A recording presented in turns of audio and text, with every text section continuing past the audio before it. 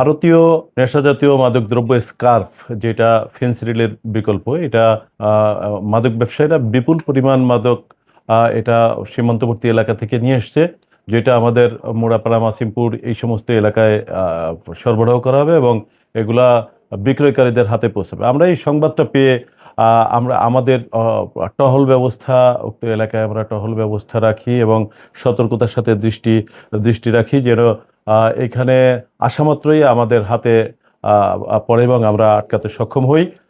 এর প্রেক্ষিতে রাত্রে আমাদের টহল টিমের সামনে রাত্র অনুমান 3:30 ঘটিকায় আমাদের মোড়াপাড়া এলাকায় একটা ট্রাক সন্দেহজনক অবস্থায়, পাশে আর একটা সিএনজি আমরা দেখতে পাই। ট্রাকটি পাথরভর্তি ট্রাকের থেকে বস্তা ভর্তি কিছু একটা সিএনজিতে নামিয়েছে। এটা দেখেই তাৎক্ষণিক সিএনজি এবং ট্রাকের কাছে যাওয়া মাত্র 5-6 জন আমাদের পুলিশের উপস্থিতি টের পেয়ে পালিয়ে যায় এবং আমরা সিএনজি এবং একজন মাদক কারবারিকে তাৎক্ষণিক আটক করি, সাথে ট্রাকটিও।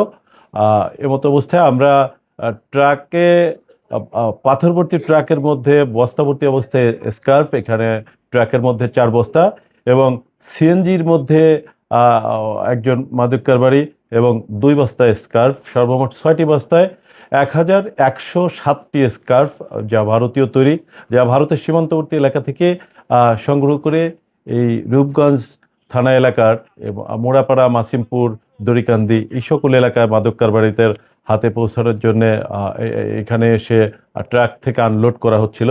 এমতো অবস্থায় আমরা একজন মাদক কারবারি মারুফ, আপনারা জানেন যে মাদক কারবারি মারুফকে আমরা আটক করি উল্লেখিত মাদক দ্রব্য সহ, এবং 5-6 জন মাদক কারবারি যারা এই মাদক ট্রাক থেকে নামানোর জন্য ওখানে অবস্থান করতেছিল, পুলিশের উপস্থিতি দেখে তাৎক্ষণিক তারা দৌড়ে পালিয়ে যেতে সক্ষম হয়।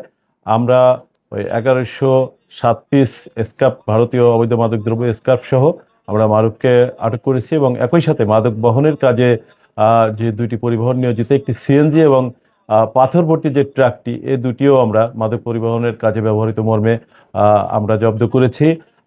ইতিমধ্যে এই ঘটনায় আমরা একটা নিয়মিত মামলা নিয়েছি এবং আসামিকে কিছুক্ষণের মধ্যে আমরা বিজ্ঞ আদালতে সোপর্দ করব।